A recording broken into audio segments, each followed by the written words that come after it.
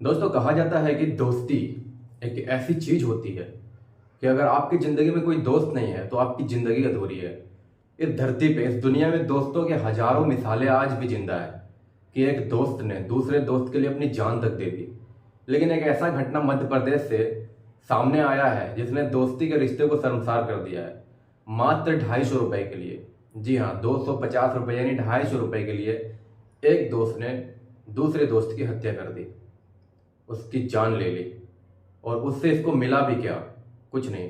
दरअसल बात है ग्वालियर मध्य प्रदेश की, जहाँ पे दो दोस्त थे, एक पवन और दूसरा बंटी। जिसकी हत्या हुई उसका नाम बंटी है और जिसने हत्या की उसका नाम पवन है। दोनों का घर भी आसपास था, दोनों साथ में बड़े हुए, साथ में खेले, साथ में पढ़े लिखे। और जो बंटी, जिसकी मृत्यु हुई, जिसकी हत्या हुई, उसकी उम्र 26 साल थी और अगले महीने उसकी शादी होने वाली थी। लेकिन ये कहानी शुरू होती है यहाँ से कि ये दोनों दोस्त जो होते हैं ये जुआ खेल रहे होते हैं। और ये जुआ खेलते हैं, दांव शुरू होता है 10-10 रुपए से। और उसके बाद ये बढ़ता जाता है 10 रुपए से 20, 20 से 50, 50 से 100। और ऐसे करते करते बंटी 500 रुपये हार जाता है।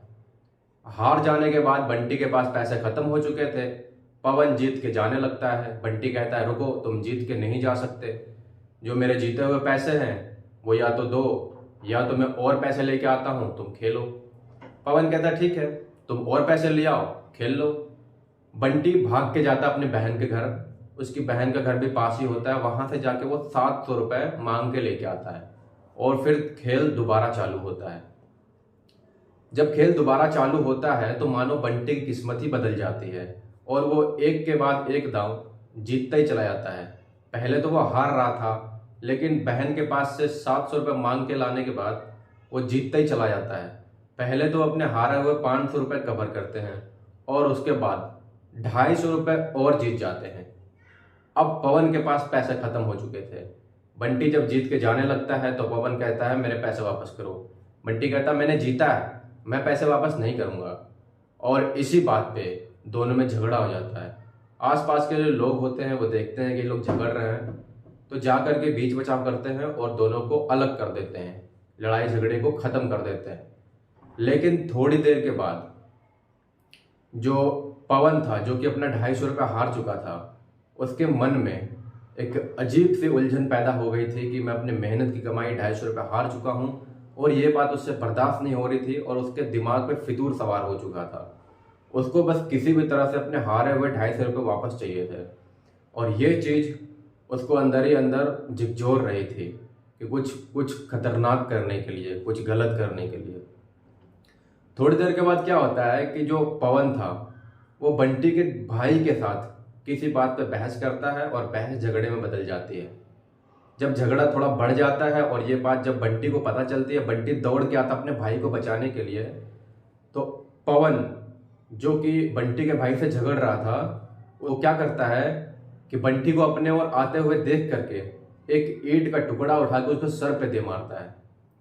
और अभी बंटी कुछ कर पाता, इतने में एक और ईंट उठा के मारता है जो सर के पीछे वाले हिस्से में लगता है। और लगने के बाद बंटी फौरन वहीं पे गिर जाता है।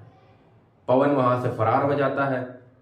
बंटी के परिजन उसको उठा के हॉस्पिटल ले जाते हैं, जहां पे डॉक्टर कहते हैं कि ये अब इस दुनिया में नहीं रहे, इनकी मृत्यु हो चुकी है।